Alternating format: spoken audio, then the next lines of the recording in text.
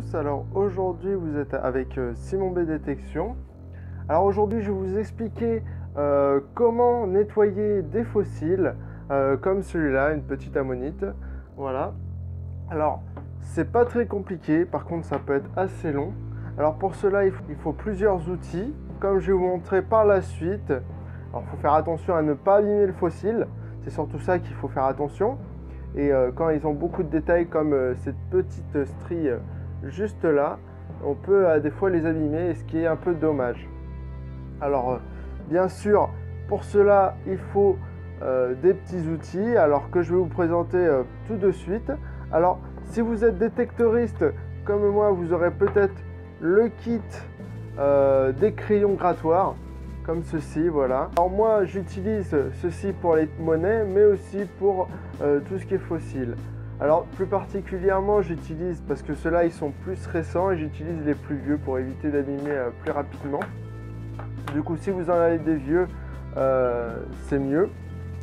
J'utilise aussi pour les plus petits détails, alors là voilà il faut être plus précis, j'utilise alors soit une aiguille, soit quand j'ai pas d'aiguille, voilà, j'utilise une punaise, ce qui va me servir pour les tout petits détails. Alors attention, en effet, il faut éviter de trop appuyer, il faut être sûr que ce soit bien de la terre, une saleté, parce que sinon on peut essayer, on peut rayer justement le fossile, ce qui est un peu dommage, car voilà, vous allez abîmer, et il faut éviter à tout prix ces problèmes de rayures qu'on a régulièrement. Ensuite, il vous faut une brosse à dents pour dépoussiérer et nettoyer avec de l'eau. Il vous faut aussi une bassine. Alors moi, plus particulièrement, comme je le dis, je fais mes recherches aux falaises des Vaches Noires en Normandie. Alors, ces falaises sont composées de glaise assez difficile à enlever dès que ça sèche. Du coup, je les trempe, on va dire, une nuit. Je les laisse tremper une nuit, les fossiles, comme celui-ci, je vais prendre dans l'eau, voilà. Celui-ci a trempé une nuit. Déjà, ça peut enlever toutes les impuretés qu'il y a. Alors, je vais commencer par vous montrer comment je nettoie au départ, et après j'avancerai en avance rapide, parce que sinon ça risque d'être un peu long pour la vidéo et j'aimerais pas qu'elle dure trop longtemps. Voilà, alors à tout de suite pour ce premier essai de nettoyage de fossiles. Ceci est une ammonite. Alors sur cette ammonite est déposée une couche, alors qui est pas partielle mais qui est un peu par là, voilà, par exemple. Là je suis sur une couche alors qui est composée de sable, de terre et d'eau, alors qui est encore un peu humide. Au préalable, essayez de faire un peu sécher justement cette couche pour que vous voyez qu'il y ait des craquelures qui se forment par la base, ce qui va vous permettre d'enlever plus facilement cette couche. Alors en effet, une couche trop sec peut être difficile à enlever. C'est pour cela par exemple que je trempe régulièrement, enfin que je trempe mes fossiles avant de les faire. Alors celui-là j'ai pas eu besoin de le tremper parce que il n'est pas été sec depuis que je l'ai sorti de la mer. Mais en effet pendant ce nettoyage, je vais effectuer une humidification régulière du fossile. Alors je vais procéder maintenant au nettoyage et vous verrez à la fin comment se retrouve ce fossile, s'il est complet ou si malheureusement il est cassé.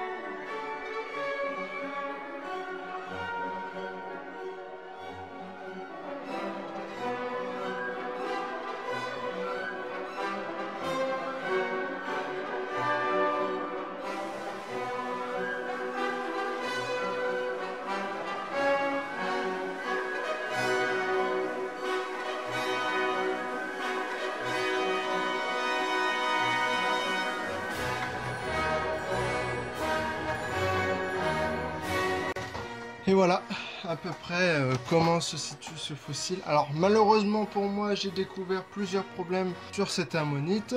En effet, premier problème que j'ai observé dès le nettoyage, c'est que le nettoyage paraissait l'air plus facile, mais un problème s'est posé rapidement, c'est que j'ai observé que cette ammonite s'était déposée sur un fond de coquillage. Du coup, par exemple là, je sais pas si vous l'aurez remarqué sur la vidéo, mais j'ai eu du mal à enlever cette partie-là et que j'y en reste encore un peu. Et c'est surtout sur l'autre côté où c'est plus impressionnant. On peut voir en effet qu'il y a des morceaux de coquillage, surtout par là. Ça, je suis pas très sûr de l'enlever. J'aimerais pas trop abîmer, mais c'est surtout ce côté-là qui devrait être plus apparent. En effet, par exemple, juste ici, on peut voir un fragment de coquillage que je vais essayer d'enlever par mes gardes. Pour l'instant, je vais essayer de laisser tremper l'ammonite. Et j'ai eu un deuxième souci. Voilà, déjà au milieu, il y a un coquillage encore. Du coup, j'ai du mal à nettoyer le centre de cette ammonite et je sais pas si j'arriverai à le nettoyer pour éviter de le casser. Et le deuxième souci que j'ai eu, c'est que j'ai remarqué que cette ammonite, en nettoyant, possédait une micro-fissure qui se situe juste ici et qui menace de se casser. J'aimerais pas qu'elle se casse. Alors, ce n'est pas moi dans le nettoyage, mais on peut observer à des fois qu'une ammonite peut être fissurée, car je les trouve nécessairement, comme vous avez vu, dans les Marnes de Villers. Et ces ammonites se baladent sous la mer, elles peuvent se percuter à d'autres choses, quelqu'un peut marcher dessus par hasard car il ne l'a pas vu, toutes sortes de probabilités. On ne trouve pas forcément des ammonites entières. Je peux même vous montrer tout de suite une que j'ai trouvée qui est à moitié intacte, on peut dire. C'est par la même occasion que c'est assez dommage. Comme vous pouvez le voir, voilà, c'est une ammonite encore pareil, c'est la même variété, la même espèce que celle-ci, sauf que celle-ci, malheureusement, c'est coupé en deux. Du coup, voilà, je vais quand même essayer de la nettoyer, mais bon, c'est assez dommage qu'elle soit cassée. Voilà, c'est tout pour cette vidéo. C'était pour vous montrer pourquoi cette vidéo, la dernière de mes vidéos, était longue. J'espère que vous avez aimé cette vidéo. N'hésitez pas à liker cette vidéo, à donner des commentaires si vous avez aimé, si vous n'avez pas aimé. Ça me ferait très plaisir. J'espère que vous continuerez à regarder mes vidéos, tout en plus que vous êtes de plus en plus nombreux sur ma chaîne YouTube. Et ça me fait un plaisir monstre d'avoir de plus en plus de gens qui regardent mes vidéos, surtout que comme je vous le disais, c'est assez long et ça demande un travail important. Et d'ailleurs j'ai pas toujours le temps de nettoyer ces fossiles. J'en ai à peu près accumulé une certaine quantité, j'en ai à peu près plus de 100 du coup qu'il faut nettoyer et qui est justement assez longue. Et c'est pour ça que quand je vois que des gens s'abonnent à ma chaîne, ça me fait très plaisir. Malheureusement, comme vous pouvez le voir, ma qualité vidéo ne sont pas toujours super, j'en suis désolé. En effet, je filme pas avec une caméra mais avec mon téléphone qui je trouve est assez bonne qualité quand même, mais pour faire des vidéos quand je bouge et tout ça, vaut mieux une caméra, ce que je vais essayer d'obtenir justement bientôt, prochainement en tout cas.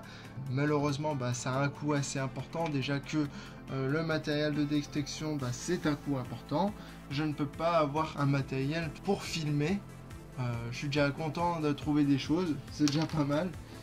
Et la qualité de filmer viendra malheureusement après, et j'espère pour bientôt. Merci à vous d'avoir regardé cette vidéo et à bientôt j'espère.